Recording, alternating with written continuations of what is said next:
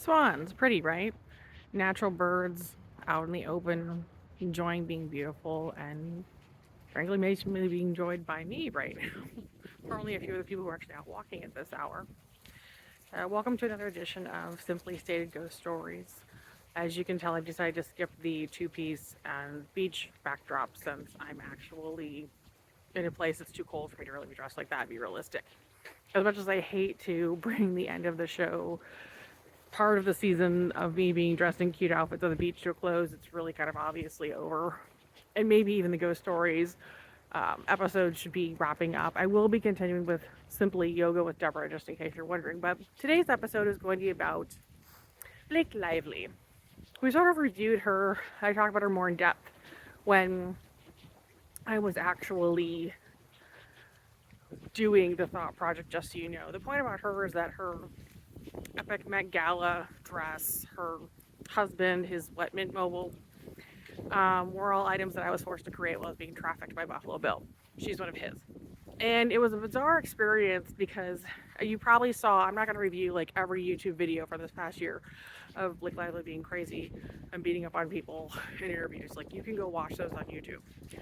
That's her mental illness. She's an incredibly rude, spoiled person.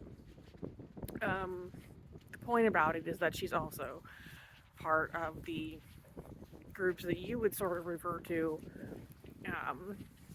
maybe even just not in regular conversation for your own benefit, but would be considered somebody of Russian ancestry and part of the KGB. So she was literally part of that network for labor trafficking individuals. Myself, unfortunately, too much out in the DC area. And bizarrely, there was a number of other people also who worked for her who were actually men that told me they were really afraid of her because she's an extremely nasty person. And, literally had Buffalo Bill killing people, right? So, friends with J-Lo, friends with Taylor Swift, same network of Russian KGB jerks, part of the FSB of Russia today. And the main point about her was that, she went and did all these events where she talked about how she didn't want people to be abused as kids and how she was a supporter of victims' rights. And then in reality, she's this really disgusting, horrible person that's literally using some of the nastiest serial killers and violators of women and children in this country. A man that literally raped me as a kid and then tried to keep me as a slave and an adult to get free products for herself, to get a dress design for the Met Gala, which apparently is just an event for weird perverts and violent people, as far as I can tell, because there's too many of them going to it, right? The rest of us will want to be at it. They have the Vanity Fair parties. And the point about it that's actually kind of funny is that she's also heavily photoshopped. So she's another one that's very ugly in person, really strange, thin body. They literally stick boobs on her and make her face. So she's totally photoshopped. If you've ever seen her real life, you know what I'm talking about. But I would just imagine any super thin, like plain face sort of ugly woman you've ever known that was blonde, and that's what she looks like in real life.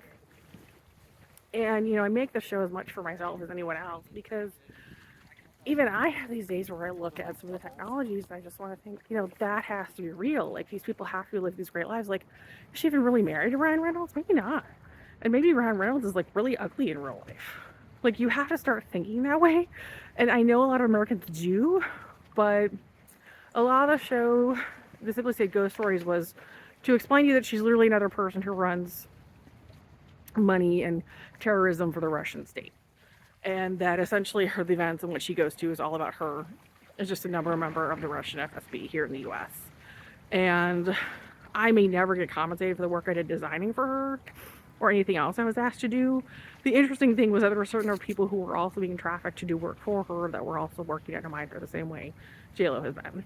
And that's kind of the point about what's gone on, is that you're seeing that a lot of these people, the networks are being broken apart by the US Department of Labor, the Department of Justice, that a lot of activist groups have gotten involved. These people just simply aren't able to continue trafficking people like they once did.